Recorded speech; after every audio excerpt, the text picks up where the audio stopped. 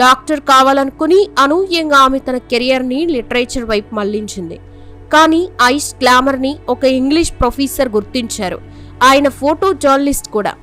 అతన్ని ప్రోత్సాహంతోనే మోడలింగ్లోకి వచ్చి ఏకంగా గ్లామర్తోనే దేశాన్ని షేక్ చేసింది. ఆ తర్వాత మిస్ ఇండియా 1994లో మిస్ వరల్డ్ అయింది. ఐష్ ఆ రోజుల్లో నేషనల్ టాపిక్. ఎక్కడ చూసినా ఆమె పోస్టర్సే కనిపించేవి. అయితే బాలీవుడ్లో హీరోయిన్ కావాలనేది ఆమె కల. అయితే కెరియర్ కోసం ఎఫ్ఐఆర్లని కొనసాగించిందనే తప్పుడు అభిప్రాయాన్ని కొంతమంది బాలీవుడ్ జనాలు రూమర్స్ క్రియేట్ చేశారు. కానీ మొదట సల్మాన్ ఖాన్ సైకో చేష్టల నుంచి బయటపడిందని అంతా అనుకున్నారు. అయితే వివేక్ బబేరాయ్తో లవ్ అఫైర్ బ్రేకప్ తర్వాత ఐష్ని అవకాశవాది అని చాలా మంది విమర్శించారు.